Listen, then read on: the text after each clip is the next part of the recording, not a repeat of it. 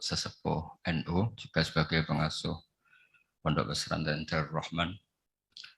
Yang saya hormati Rais Am NU, Kiai Haji Miftahul Ahyar, Ketua Umum PBNU, Kiai Haji Yahya Khalil Stakuf, Bapak Menteri Bappenas, Bapak Haji Suharto Monarfa, dan beberapa Habib semuanya yang rawing yang saya hormati. Ada Habib Hud Al-Attas, ada Habib Ali bin Abdurrahman Al-Habsyi, ada Habib Nabil, semuanya yang saya hormati. Sekjen NU dan semua jajarannya yang saya hormati, Katib dan semua yang saya hormati. Alhamdulillah, tadi Kiai Haji Syukron Makmun yang juga teman bapak saya masih ingat beliau ketika rawuh di Rembang di rumah bapak saya. Saya mohon maaf gak bisa datang, memang mungkin sebaiknya tidak datang karena memang saya masih ngaji pasanan, ngaji kilatan, ngaji. Saya sering cerita ke orang-orang, kalau ada rapat ketahanan pangan itu yang rapat ya baik karena ngatur ketahanan pangan. Tapi yang nggak rapat nanam padi itu juga baik karena itu yang real mempertahankan pangan. Jadi kalau semuanya rapat, yang nanam padi siapa? Kalau yang semuanya nanam padi, yang koordinasi supaya dikirim kemana, diatur bagaimana, itu butuh rapat. Tapi real kebutuhan padi itu butuh penanam. Ini yang saya kagum dari pengurus PBNU. Jadi ada beberapa kiai itu yang nggak pati rapat di kantor seperti saya. Tapi saya ini selalu mengajarkan kitab risalahnya Basim Asari tentang ahli sunnah wal jamaah. Sehingga anggap saja saya ini nanam padi tapi tidak ikut rapat ketahanan pangan. Dan itu harus dianggap lazim saja dalam perbedaan-perbedaan itu. Saya meneruskan cerita ilmu usul fikih yang diceritakan Gus Yahya, juga tadi diperjelas oleh Kiai Haji Syukron Makmun. Usul fikih itu satu disiplin ilmu yang penting sekali untuk menganalisis teks. Kenapa itu penting sekali? Karena beberapa teks itu jelas berbahasa Arab. Dan bahasa Arab itu ya umumnya bahasa, ada ruang dan waktu. Sehingga ada beberapa cerita termasuk yang disebut terkenal sekali oleh Sayyid Muhammad, Abu Ya Sayyid Muhammad bin Alawi Al-Maliki. Jika semua bid'ah itu jelek hanya karena Rasulullah tidak mengajarkan atau belum mengajarkan, maka cerita seperti ini enggak terjadi.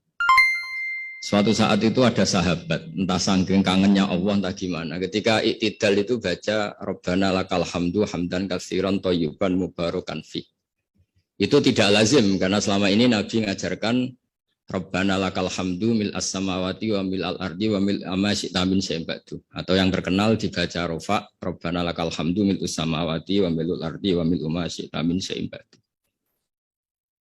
Lalu karena itu enggak lazim, setelah sholat Nabi tanya, ayyukumul qail, dari kalian semua ini yang melafadzkan kalimat itu siapa? Semuanya diam. Karena takut disalahkan Rasulullah SAW. Semuanya diam, tapi setelah akhirnya Nabi ngendikan, fa inni ra'aitu isnataya asyara malakan yabtadiruna ayyuhum yaktubu awwalu. Saat tadi melihat 12 malaikat, mereka berebut sekali untuk mencatat kalimat itu. Kalimat itu begitu indah sehingga 12 malaikat tadi berebut ingin mencatat. Terus pemuda tadi atau orang tadi bilang, ha anada ya Rasulullah. Tadi yang lafadzkan itu saya. Itu tidak ada sabqut ta'lim, tidak ada pengajaran dahulu dari Rasulullah SAW. Tapi itu direspon oleh malaikat dan tentu disetujui oleh Rasulullah SAW. Maka ini satu kepastian bahwa tidak semua bid'ah, tidak semua hal yang baru itu dolalah atau sayyi'ah. Begitu juga ada sahabat, dan ini yang ditiru NU seluruh Indonesia. Itu kalau ngimami itu, padahal ini didelegasikan di satu perkampungan oleh Rasulullah. Kalau ngimami itu kulhu terus, selalu baca kulhu, kulhu ahad. Akhirnya dikomplain sama makmumnya karena ya kok kulhu terus itu kan tidak keren, apalagi trennya sekarang nyari imam itu kan hafid. Ketika dilaporkan Rasulullah bahwa yang kau tugaskan ini ya Rasulullah selalu baca kulhu. Tapi Rasulullah itu karena orang bijak mengkonfirmasi dulu, kenapa Anda baca kulhu terus? Kata orang tadi, li'annaha sifatur rahman. Artinya ayat-ayat dalam kulhu itu sifat Allah. Maka saya suka. Di situ tidak ada hadun nafsi, tidak ada ayat yang menguntungkan kita. Semuanya tentang Allah. Biasanya kita sebagai muslim kebanyakan kan selalu memanfaatkan sifat Allah. Jadi enggak rela lah kalau Allah nganggur itu. Misalnya kita bilang innallaha ala kulli syai'in qadir ya. kalau engkau qadir ya jadikan saya bupati, wakil presiden atau gubernur gitu. Kalau Allah mujib ya kabulkan saya ingin jadi orang kaya kan Allah itu nggak boleh lah sifatnya nganggur itu nggak boleh. Mesti perasaan manusia itu gitu. Nah di kulhu itu tidak ada itu semua hanya nerangkan sifat Allah Taala yang nafsaniyah yang tentang Allah. Apa jawabannya Nabi?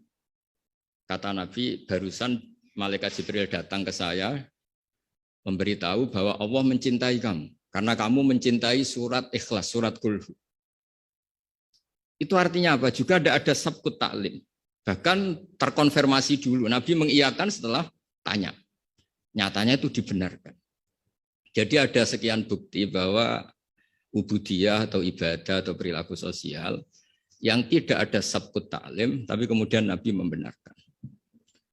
Cerita ketiga, saya ini keluar dari yang saya bayangkan. Saya bayangkan itu kan ya cerita-cerita nuzulul Quran, tapi sebagai adaban sama Kiai Haji Syukron Makmun yang cerita usul fikih saya teruskan. Memang tadi Gus Yahya juga cerita sanad. Saya ngaji di Kiai Haji Maimun Zubair dan bapak saya seorang hafidz juga ajar. Kiai Maimun itu putra Mbah Zubair. Mbah Zubair itu dulu pakar usul fikih. Beliau dulu ngaji sama Mbah Fakih Mas Kumambang, dulu wakil Rais Akbar. Kiai Fakih Mas Kumambang ini angkatannya Mbah Hashim ketika ngaji di Sayyid Abi Bakar Sato. Ngaji Syekh Mahfud dulu, Syekh Mahfud Termas. Syekh Mahfud Termas ini ngaji sama Sayyid Abi Bakar Sato. Sayyid Abi Bakar Sato ngaji sama Sayyid Zaini Tahlan sampai Syekh Utsman Ad-Dimyati sampai musalsal ila Rasulillah sallallahu alaihi wasallam. Sehingga ketika Pak Sukron Makmun cerita usul fikih, saya terus menjadi ingat ketika ngaji Jamul Jawame, ngaji Lubul Usul, beberapa kitab yang menjadi keharusan untuk meneliti tek-tek Quran hadis. Cerita ketiga, dan ini terakhir karena apa ya, selain materi saya juga nggak yang saya bayangkan ya, memang saya tidak bisa datang ke sana. Ketika Rasulullah SAW cerita, saya melihat surga, kemudian dengar derap sandal itu. Sandal klompen itu. Terus Nabi tanya, ini sandal siapa kok sudah di surga, suara siapa? Dijawab itu suara Bilal. Walhasil terus Bilal ditanya, kenapa engkau begitu cepat masuk surga? Apa resep kamu? Saya tidak pernah wudhu kecuali setelah itu saya sholat. Akhirnya jadilah syariat sunat rokatail wudhu. Ada sholat sunat disebut sunat rokatail wudhu. Dan lagi-lagi dibenarkan oleh Rasulullah SAW. Sehingga cerita-cerita seperti ini mengilhami semua kreasi-kreasi ibadah yang tidak mahdhah dan tidak merubah pakem dari kaidah yang disebut Rasulullah SAW. Maka itu disebut bid'ah hasanah. Dari segi baru bisa disebut baru, tapi dari segi sesuai al-qawaid al-muqarrarah tetap disebut itu hasanah. Sehingga Islam ini ittasa'afaku, Islam ini cakrawalanya luas sekali. Sebab itu ketika Rasulullah SAW intaqala ila rafiqil a'la, ya, bahasa halusnya wafat itu intaqala ila rafiqil a'la. Ada khilafah yang dipilih konsensus, yaitu Abu Bakar As-Siddiq. Ada khilafah yang ditunjuk, yaitu Umar bin Khattab. Ada khilafah yang ditentukan ahli syura, yaitu Utsman bin Affan. Ada khilafah yang dipilih lagi oleh syura, yaitu Sayyidina Ali karramallahu wajhah. Dan semuanya itu juga akhirnya ijtihad. Dan ijtihad itu sangat luas di ranah usul fikih. Saya beri contoh misalnya dulu sahabat begitu mencintai Madinah. Karena itu Madinah itu Rasulullah SAW. Muhajiru Rasulullah, tempat hijrahnya Rasulullah. Tapi Sayyidina Ali itu akhirnya pindah di Irak, di Kufah. Karena beliau ingin nasrul ilm. Jadilah Kufah melahirkan Baghdad yang menjadi Qubbatul Islam. Di situ lahir ulama-ulama top termasuk Sultanul Ulama Syekh Abdul Qadir Jilani. Imam Syafi'i pernah hidup di Baghdad. Semua ulama besar pernah hidup di Kufah, di Basra, di Baghdad. Sehingga di Kufah zaman itu jadi markazul ilm. Di Basra juga sama jadi markazul ilm. Lahirlah Hasan Basri, lahirlah ulama-ulama top. Karena barokahnya nasrul ilmi yang digerakkan Sayyidina Ali karramallahu wajhah. Tapi banyak juga orang yang nggak ingin Madinah itu kosong. Lahirlah Imam Malik yang nggak pernah meninggalkan Madinah. Nah, sisi pandang yang berbeda ini ya karena barokahnya usul fikih. Ada illatul hukmi, ada alasan kenapa hukum ini terbentuk.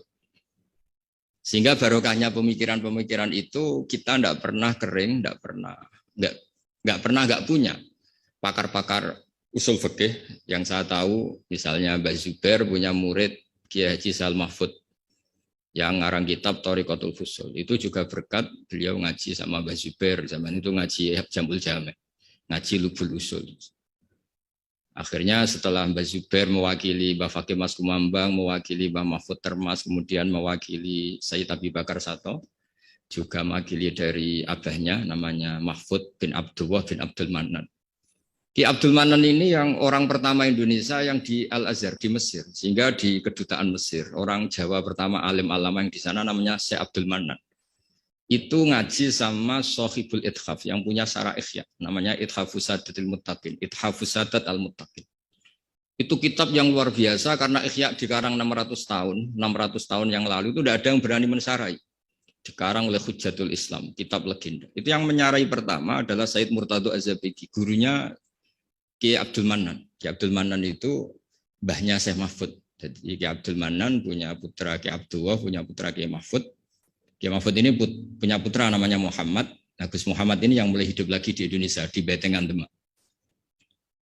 Lalu Syekh Ithaf ini, Sayyid Zabidi, ini nganalisis ilmu itu luar biasa. Ini yang al-ilmu bidiroyah. Di luar riwayat itu ada al-ilmu bidiroyah. Kita tahu tadi dawuh Pak Sukron, kita madaih, kita maulid, dan maulid itu luar biasa. Di situ ada sejarah Rasulullah, ada sholawatan, ada semuanya. Dan ketika kita pakai ilmu diroyah, kualitas sholawat ini luar biasa. Bukan sekedar biasa, luar biasa. Hadhihi kalimatul mahabbah, ini kalimat mahabbah yang menjadikan kita tidak akan kecelakaan kayak yang dialami umat Isa alaihissalam. Yaitu Rasulullah SAW ini jadi nabi setelah Nabi Isa alaihissalam. Di mana orang yang senang sekali sampai memposisikan di atas kapasitas sebenarnya, sampai menuhankan. Yang benci juga benci sekali sampai menuduh yang macam-macam. Akhirnya apa? Umatnya Nabi ini dikelola oleh kalimat sholawat. Yaitu umatnya Nabi itu begitu mencintai Nabinya, sangat-sangat mencintai, tapi tidak pernah sampai menuhankan. Itu apa? Yaitu kalimat sholawat, kata Sayyid Zabidi. Allahumma sholli ala habibika abdika rasulika Muhammad. Kita minta Allah sebagai pemberi. Rasulullah apapun hebatnya, beliau adalah seorang hamba kekasihnya sebagai penerima. Maka kata Sayyid Zabidi, wa Muhammadun Rasulullah wa injalla qadruh muhtajun ila rahmatihi subhanahu wa ta'ala. Apapun hebatnya Rasulullah sallallahu alaihi wasallam, beliau tetap seorang hamba yang butuh rahmatnya Allah Ta'ala. Sehingga hadil kalimah ini kalimah yang memantapkan umat Islam tetap memposisikan la ilaha illallah sebagai Tuhan, Muhammad Rasulullah sebagai yang paling dikasih Tuhan, yaitu dikasih Allah Subhanahu wa taala. Sehingga kalimat sholawat ini berkat analisis diroyahnya Sayyid Zabidi menjadi kalimah yang luar biasa. Bukan sekedar kalimah mahabbah, bukan sekedar kalimah yang menjadikan kita dapat syafaatnya, juga kalimat yang memantapkan tauhidnya umat Islam, yaitu la ilaha illallah Muhammadur Rasulullah, yaitu Allah sebagai al-mu'ti, sebagai pemberi, Nabi sebagai penerima. Jadi Allah tetap sebagai Tuhan yang memberi rahmat, memberi sholawat, memberi askat tahiyat, memberikan amal barokat, semuanya semua yang terbaik diberikan sama kekasihnya terbaik, yaitu Rasulullah Shallallahu Alaihi Wasallam. Disebut hadis sholawat itu syihotul mahabbah, juga syihotul tauhid, juga sehat yang menjadikan kita tidak akan mengalami kayak yang dialami oleh umatnya Nabi Isa alaihissalam. Jadi sanad-sanad ini penting. Ya seperti Gus Yahya ini saya tahu beliau putra Kiai Khalil, juga teman bapak saya, cucu dari Kiai Bisri. Kiai Bisri itu menantu Kiai Khalil Harun yang dulu gurunya Kiai Makhrus Lirboyo. Mbak Khalil Harun ini dulu ngaji sama kakaknya namanya Mbak Umar Harun. Sama-sama di Mekah. Menangi namanya Sayyid Umar Sato, kakaknya Sayyid Abi Bakar Sato Sohibul Yana. Ya kemudian sanad berlanjut ke Sayyid Zaini Tahlan sampai ila Rasulullah Shallallahu Alaihi Wasallam. Jadi saya senang sekali tadi ketua PBNU kok ngaji lagi, senang saya dalil-dalil inna hadal ilma dinun fangduru aman tak khuduna dinakum, senang sekali. Ya saya hafal lah, wong ya saya ini kan kata orang banyak, pantas-pantas saya hafal karena saya ini kiai tukang ngaji gitu. Jadi ya pantas saya hafal. Yang jarang ngaji aja hafal, masa yang sering ngaji udah hafal. Jadi pantas-pantasnya itu hafal.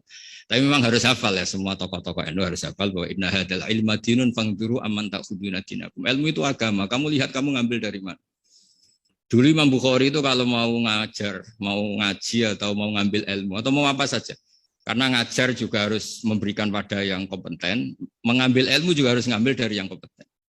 Itu dulu cerita semestinya itu khimar, tapi di Jawa diganti ayam, enggak tahu saya. Pergantian itu karena orang Jawa lebih gampang. Diganti ayam cerita di Jawa, sebenarnya itu khimar. Khimar dipanggil sama syekh. Ya entah pakai rumput atau apa, terus datang khimar itu. Setelah datang dipegang, terus kata Imam Bukhari, ini bohong pada khimar, ini enggak berhak jadi guru saya, ini bohong sama hewan. Berarti enggak sikoh. Ya. Terus orang Jawa mencontohkan ayam. Ayam dikurkuri, dirayu pakai jagung, terus datang dipegang. Itu sudah menggugurkan kredibilitas seorang rawi karena bohong sama hewan. Apalagi bohong sama manusia, apalagi bohong sama seluruh rakyat Indonesia, itu nggak akan jadi gurunya Imam Bukhari. Ya, tapi alhamdulillah kita akan tidak ingin jadi gurunya Imam Bukhari, jadi ya sudah tidak perlu sikoh yang dengan standar seperti itu. Tapi apapun itu saya terima kasih terutama pada guru kita bersama, Kiai Syukron Makmun yang cerita panjang lebar NU mulai lahirnya dan seterusnya sama Gus Yahya semuanya lah sama beberapa menteri semuanya terima kasih. Mohon maaf. Assalamualaikum warahmatullahi wabarakatuh.